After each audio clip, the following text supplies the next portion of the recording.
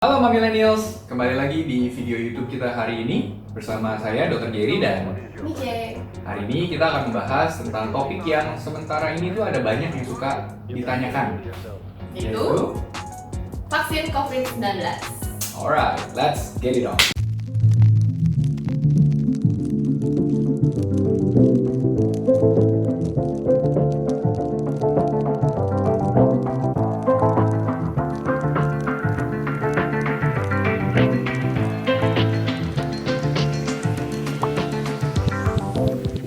Oke, jadi kemarin Gary itu sempat buka question box di Instagram, terus sempat nanya ke millennials dan juga teman-teman yang lain, gimana sih kalau misalnya vaksin COVID itu udah keluar, apakah berani untuk langsung vaksin gitu? Karena kan kita dilema ya, sekarang tuh mau vaksinnya lagi dibikin terus, tapi di satu sisi tapi ada juga ternyata beberapa orang yang punya pendapat beda nih tentang vaksin itu. Coba kita mau bacain satu ya. Terus kita mungkin mau tanya pendapat gimana nih pendapat Dokter Gary ini. Ada yang nanya, ada yang jawab kayak gini. Nggak mau vaksin dulu deh karena belum bisa yakin 100% kalau vaksinnya akan berhasil. Gimana? Well, sampai sekarang ini memang WHO memprediksikan sampai pertengahan tahun 2021 itu belum ada vaksin COVID yang menjanjikan. Jadi apakah itu akan berjalan seperti sesuai prediksinya? Well, kita lihat dulu aja gimana. Jadi kalau misalnya dia bilang ini belum yakin 100%, ya memang ya wajar-wajar aja. Karena memang belum pada tahap settle gitu ya. Betul, karena kami pun sebagai dokter pun juga belum tahu untuk dari sisi teori vaksinnya seperti apa, cara kerjanya seperti apa, berapa lama dia akan tahan, berapa kali, sampai di umur berapa yang boleh diberikan, lalu efek sampingnya juga seperti apa, baik itu efek samping jangka pendek maupun efek samping yang jangka panjang. Nah ini nyambung nih, ada juga yang jawab ini, gak mau dulu karena testing phase-nya terlalu cepat nggak ya, cuma 1 tahun. Iya, well sebenarnya kalau misalnya dari sisi vaksin lebih lama lebih baik. Karena semakin lama melakukan kita suatu penelitian dan kita bisa mendapatkan data yang lebih global, itu pasti dapat datanya dan hasilnya itu akan lebih representatif untuk kalau bisa sih ke semua suku, ras, dan golongan. Oke. Jadi kalau menurut kamu sendiri setahun itu emang terlalu cepat untuk melakukan tes? Yes, it's quite fast sih sebenarnya. Tapi memang dengan teknologi kedokteran yang sudah maju sampai sekarang ini, memang bisa lebih cepat. Memang bisa lebih cepat. Tapi kalau saya ditanya apakah ini terlalu cepat, menurut saya termasuk terlalu cepat. Tapi nggak menutup kemungkinan kan? Karena tadi mengingat kemajuan teknologi apa segala macam gitu. Yes. Gitu ya. Dan karena ini sudah mendunia, jadi semua berburu-buru untuk pengen vaksin gitu. Well sebenarnya kalau menurut saya ini lebih cenderung karena kita semua sudah terlalu lama di era pandemi ini, dengan juga kondisi situasi di Indonesia sendiri pun juga yang sulit untuk bisa dikontrol. Baik itu dari sisi penggunaan masker, baik itu dari sisi harus di rumah aja, sedangkan ekonomi ya walaupun ekonomi pun juga harus tetap berjalan. Well, mau tidak mau sekarang ini vaksin menjadi salah satu yang lagi diburu-buru nih, bisa dibilang gitu, supaya kita bisa lebih cepat kembali ke normal yang dulu mungkin, bukan new normal lagi mungkin. Yes. Oke, coba kita baca lagi jawaban dari ada yang bilang aku takut efektivitas dan side effect belum ada laporannya. Nah, well, that's seperti yang saya cerita barusan. Memang ini penelitian yang cukup cepat. Mudah-mudahan bisa ada hasil yang sangat menjanjikan. Tapi memang kita masih belum tahu efek samping yang jangka pendek maupun jangka panjangnya.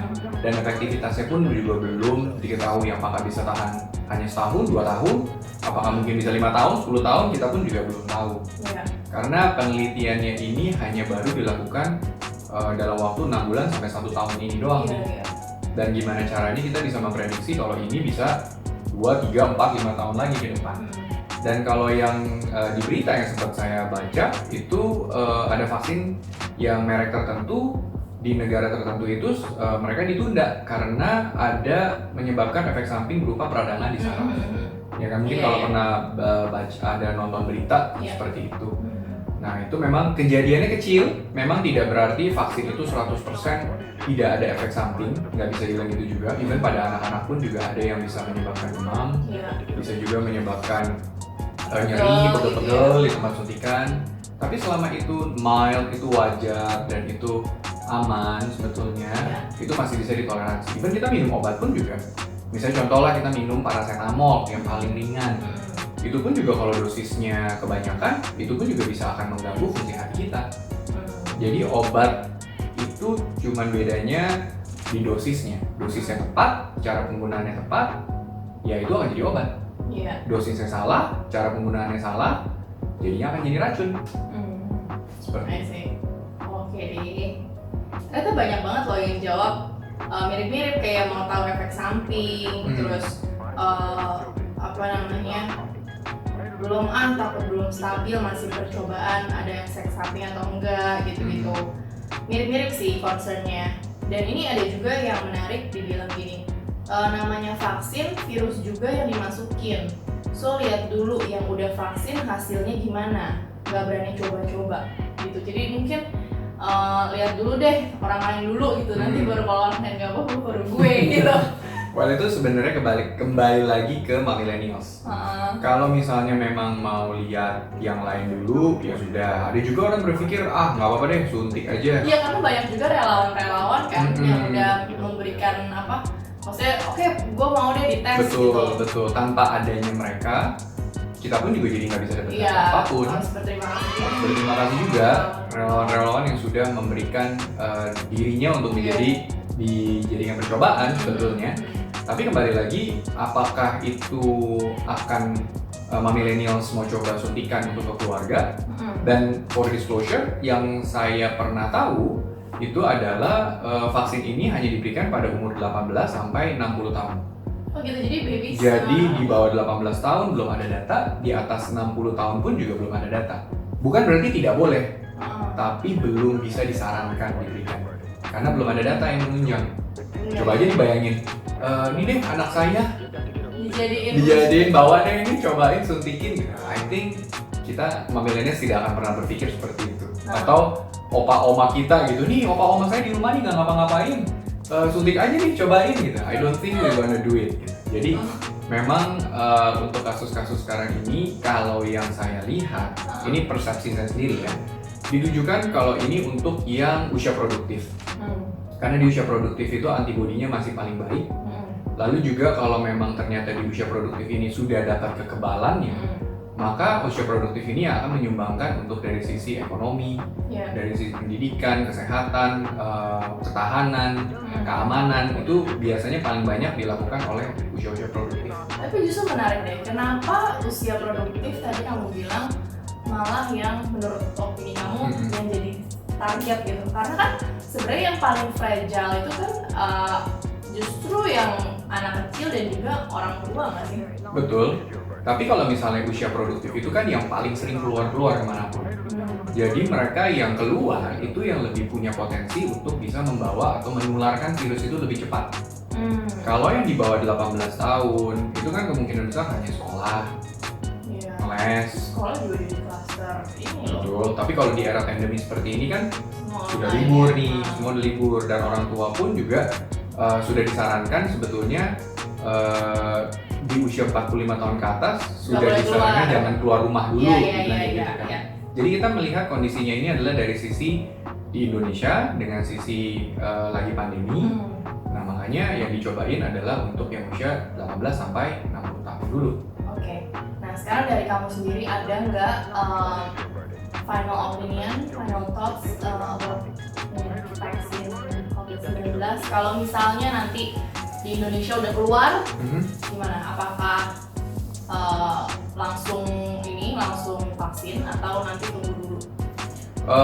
Sebetulnya ini pertanyaan yang sangat dilematis. Satu sisi kita belum tahu efek sampingnya, Kita belum tahu vaksinnya itu bekerja seperti apa, proteksinya berapa lama, berapa persen efektivitasnya. Tapi di sisi lain kita butuh vaksin ini lebih cepat supaya kita bisa kembali beraktivitas, kita perekonomian bisa jalan, kegiatan yang seharusnya bisa dikerjakan di luar rumah itu bisa lebih cepat dikerjakan. Dan tentunya kita jadi tidak tertekan dari sisi psikologi, dari sisi psikis Sampai kita, juga ya. parno, stres. Bahkan ya ada beberapa pasien yang bilang sama saya, even dia nggak ketemu papa mamanya karena papa mamanya parno banget dan dia parno banget. Padahal rumahnya deket banget. Jadi, saya nggak bisa jawab apakah iya atau tidak, itu kembali lagi ke millennials. Iya, preference ya. Preference. Ada timbang-timbang pro and cons. Pro and cons-nya sendiri. Paling kita cuma bisa di masa-masa ini menganjurkan dan mengingatkan kembali untuk walaupun ini udah 6 bulan, tapi kita nggak boleh kendor ya kan. Mungkin awal-awal kita parno, iya oke, gue di rumah tahan sebulan, 2 bulan, 3 bulan. Tapi sekarang orang-orang udah mulai pergi gitu, bahkan bawa anak-anak kecil keluar rumah, udah capek gitu, udah nggak peduli. Jadi mungkin kita di sini mau ingetin juga untuk kita harus bisa sama-sama kerjasama juga antara kita semuanya sama pemerintah juga saling membantu supaya ini bisa cepat selesai. Karena kalau satu aja ngebandel, lah udah cuma gue sendiri doang. Satu pergi dia nggak tahu dia sebarin ke siapa. Yang tersebar ini juga mikir cuma gue sendiri doang, sebarin lagi ya nggak selesai kayak laba-laba ya. And it's real ya. Maksudnya ada beberapa orang yang merasa kalau ini bohongan, ini konspirasi doang, ini hanya ketakutan yang dibuat-buat. Padahal tuh kalau di rumah sakit itu bener-bener real banget kasusnya. ICU tuh full, rumah sakit tuh banyak banget orang-orang tuh yang nunggu di IGD 3 hari nggak bisa masuk ke ruangan. Dan bayangin aja ya, in case, amit-amit aja, ini tidak mendoakan. In case kalau kita yang kena, in case kita yang butuh ICU, mau nyarinya gimana? Bahkan udah nggak ada facility-nya juga udah nggak cukup gitu untuk menampung kan. Karena dengan jumlah kita orang Indonesia berapa sama dibandingkan dengan jumlah ICU dan rumah sakit juga kan jauh banget kan, nggak bisa ini. Dan kalau misalnya kita pakai di rumah doang perawatan seadanya ya nggak bisa kan. Kalau gejalanya hanya ringan, ya itu bisa banget. Tapi mesti hati-hati loh. Sekarang kan Pak Gubernur kita Anies Baswedan sudah memberitahu kalau isolasi itu sekarang udah nggak bisa di rumah lagi. Iya, makanya. Karena isolasinya harus terkontrol. Artinya pemerintah yang mengontrol. Kita harus dibawa, bisa dijemput mungkin ke tempat-tempat yang sudah ditetapkan. Iya, benar. Dari itu ke Wisma Atlet, dari itu ke hotel atau apartemen atau tempat tertentu yang memang sudah dijadikan tempat untuk karantina. Iya. Jadi bayangin aja. Nah makanya jadi mungkin kalau kita ngebayangin ini semua harusnya kita semakin nggak mau lah ya, dan semakin jaga diri kita masing-masing dan juga keluarga gitu. Yes, it's terbaik sekarang. Yang penting sehat dulu, yang paling penting aman dulu. It's for you and your family, itu yang paling penting sih. Iya. Nah coba millennials komen di bawah gimana menurut mami semua nih, kalau vaksin udah ada apakah bakal langsung vaksin atau nanti dulu? Coba kita mau lihat gimana ya pendapatnya ya. Yes, of course. Nah oke, kita udahin dulu video ini, nanti kita bahas lagi, tungguin videonya, kita ketemu lagi di video berikutnya. Bye!